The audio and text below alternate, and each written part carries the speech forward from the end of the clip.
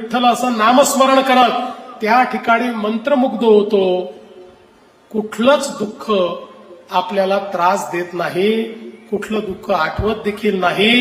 ही या नामस्मरणाची जी शक्ती आहे, जी ताकद आहे, ती केवळ आपल्या जवळ आहे. आणि म्हणून जगातला सगळ्यात श्रीमंत देश कुठला असेल तर तो आपला भारत देश आहे.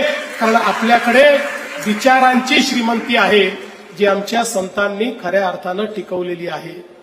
आज खरं म्हणजे वारी, मगाशी या ठिकाणी सांगितलं की वारीच्या संदर्भात जगातली सगळ्यात मोठी तीर्थयात्रा म्हणजे वारी आहे.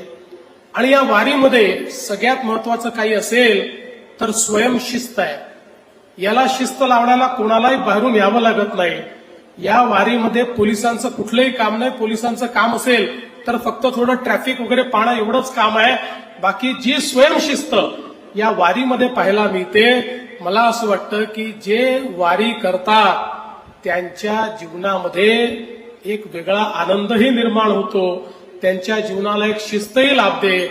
आणि त्यांना कितीही दुःखाचे प्रसंग आले, शेवटी आपल्याला गीतेमध्ये श्रीकृष्णांनी सांगितलेलं आहे की दुःख हे येणारच आहे, पण त्या दुःखाने किती दुःखी व्हायचं आहे आपल्याला ठरवायचं आहे. अशा प्रकारचा जो विचार आपल्याला श्रीकृष्णाने दिलेला आहे तो खऱ्या अर्थानं या वारीच्या माध्यमातून आपण रुजवण्याचा प्रयत्न करतो.